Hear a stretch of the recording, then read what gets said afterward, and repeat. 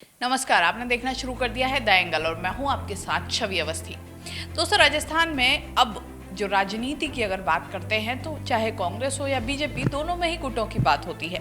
आज हम बात कर रहे हैं वसुंधरा राजे की। वसुंधरा राजे का एक ऑडियो वायरल हुआ है तो फिर से दोबारा से सुर्खियों में आ चुकी हैं। हालांकि इन दिनों उन्हें भी अच्छा खासा सुर्खियों में रहने का चाव लग गया है, जैसा कि पहले था। बीच में कहा जा रहा था कुछ समय के लिए क्वारंटीन हो गई थी राजनीति से, लेकिन फिर से धमाकेदार वापसी की और वापसी के बाद से अब कंटिन्यू कुछ ना कुछ उनकी बातें, कुछ ना कुछ उनकी खबरें अखबार में या फिर सोशल मीडिया पर चलती रहती है।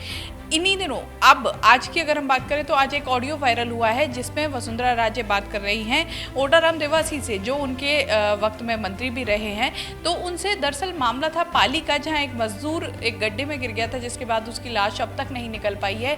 और उस मुद्दे पर वो बात कर रही हैं और कह रही हैं कि मैं कलेक्टर से बात करती हूँ, क्या मामला है और जल्दी से जल्दी मदद करती हूँ।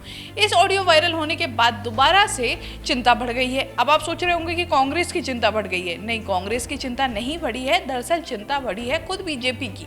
बीजेपी के उस गुट की जो चाहता था कि वसुंधरा राजे सक्रिय ना हो। दरअसल ये है सतीश पूनिया का गुट, जो है बीजेपी के प्रदेश अध्यक्ष।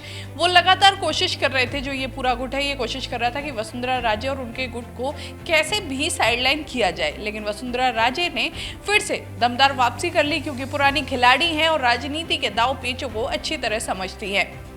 अब ऐसे में कुछ ऐसा लगने लगा है बीते कुछ दिनों से, जब से कि वसुंधरा राजे दिल्ली गई थी और दिल्ली से वापस आई हैं, तब से ऐसा लग रहा है कि सतीश पूनिया एक तरफ होते जा रहे हैं और उनके पास जो लोग थे वो भी कुछ कम होते जा रहे हैं। और वहीं वसुंधरा राजे फिर से दोबारा से उसी दहाड़ के साथ वापसी कर रही हैं। अब निश्चित तौर पर चिंता तो बढ़नी ही है, क्योंकि एक तरफ प्रदेश अध्यक्ष है, संगठन है, दूसरी तरफ पूर्व मुख्यमंत्री हैं और उनके अलावा आने वाले समय में खुद को फिर से दावेदारी दे रही हैं मुख्यमंत्री पद की। तो ऐसे में साफ तौर पर चिंता बढ़नी ही है। अब बात करते हैं सतीश पूनिया की। तो सतीश पूनिया इन दिनों जो चुनाव होने हैं, निकाय निगम चुनाव होने हैं, अब ऐसे में सतीश पूनिया ने पूरी तैयारी कर ली है। वो चाहते हैं कि संगठन ज़्यादा सक्रिय रहे, संगठन के लोगों को ज़्यादा महत्वता दी जा रही है तथा उनको कई जिम्मेदारियां दी जा रही हैं, जिससे कि वो उनको ज़्यादा मजबूत कर सके और आने वाले समय में जब भी चुनाव हो, जब विधानसभा चुनाव हो, तब उन्हीं लोगों में से, क्योंकि जितना ज़्यादा संगठन मजबूत होगा, बीजेपी का हमेशा से यही कॉन्सेप्ट रहा है, संगठन को मजबूती ज़्यादा दी जाती है, जिससे कि जितना ज़्यादा संगठन मजबूत होगा चुनाव में उतना ही ज़्यादा फायदा मिलता है। और वहीं क्योंकि वो जानते हैं कि कांग्रेस का जो सबसे वीक पॉइंट है वो उनका संगठन है, क्योंकि सचिन पायलट के पूरा जो हुआ था घटनाक्रम वो आपको पता ही है, और उसके बाद जब गोविंद सिंह डोटासरा को अध्यक्ष बनाया गया है, लेकिन अभी तक कार्यकारिणी जो गोविंद सिंह डोटासरा की खुद की टीम है वो गठित नहीं है। सिर्फ एक खुद अध्यक्ष ही अभी भी कांग्रेस में है, संगठन में। तो ऐसे में साफ तौर पर बीजेपी का फोकस संगठन को मजबूत करने में है और जो संगठन के कार्यकर्ता हैं, लोग हैं, उनको ज़्यादा से ज़्यादा स्ट्रॉन्ग किया जा रहा है। लेकिन वहीं अब जब बीजेपी में दूसरा गुट भी पूरी तरह सक्रिय हो चुका है, वो भी अब पूरी तरह हर जो मुद्दा है उसमें हस्तक्षेप करने लगे हैं। ऐसे में आपसी लड़ाई खुलकर सामने आने लगी है। चुनाव की बात करें तो अब चुनाव है तो उसको देखते हुए तैयारी भी दोनों की तरफ से की जा रही है। वहीं दोनों की तरफ से जो बैठकें हैं वो अलग अलग की जा रही हैं, क्योंकि सतीश पूनिया संगठन की अलग बैठक कर रहे हैं, तो वहीं जो कालीचरण सराफ है, अशोक परनामी हैं, वो जो खास माने जाते हैं वसुंधरा राजे के, उनकी मीटिंग सबकी अलग हो रही है। ये वो लोग हैं जो वसुंधरा काल में काफ़ी ताकतवर थे, लेकिन इन दिनों सतीश पूनिया के प्रदेश अध्यक्ष बनने के बाद इन्हें साइडलाइन कर दिया गया था। तो साफ तौर पर समझा जा सकता है कि दोनों ही जो गुट हैं खुद को आगे लाने के लिए और दूसरे गुट को कम करने के लिए पूरी कोशिश कर रहे हैं।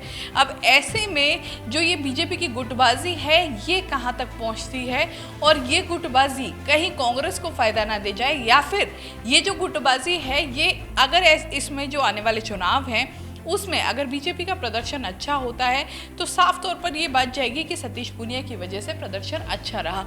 लेकिन अगर ये बीजेपी का प्रदर्शन अच्छा नहीं होता है तो ठीकरा भी उन्हीं के सिर पर फोड़ा जाएगा। तो अब ऐसे में देखना होगा कि बलि का बकरा कौन बनता है और आने वाले समय में किसकी किस्मत दोबारा से चेतती है और कौन किसके सिर पर सिर्फ ठीकरा फोड़ दिया जाता है और उसे फिर से बलि का बकरा बनाकर साइडलाइन कर दिया जाता है। तो ये तो आने वाला वक्त बताएगा, क्योंकि चुनाव अब नज़दीक हैं। ऐसे में कौन महापौर बनता है, सभी आने वाली चीज़ें हैं जो आगे तय करेंगी कि राजस्थान की राजनीति बीजेपी हो या कांग्रेस, किस में किसका महत्व ज़्यादा रहता है। चाहे वो बीजेपी में सतीश पूनिया और वसुंधरा की लड़ाई हो या फिर कांग्रेस की लड़ाई, तो आप जानते ही हैं अशोक गहलोत और सचिन पायलट की। तो देखना होगा कि आने वाले समय में किसका फैसला होता है और किसकी किस्मत दोबारा से जीतती है। इस तरह की खबरें द एंगल पर देखते रहिए। हमारे चैनल को ज़रूर सब्सक्राइब कीजिए। वीडियो अच्छा लगा है तो शेयर भी कर दीजिए। नमस्कार।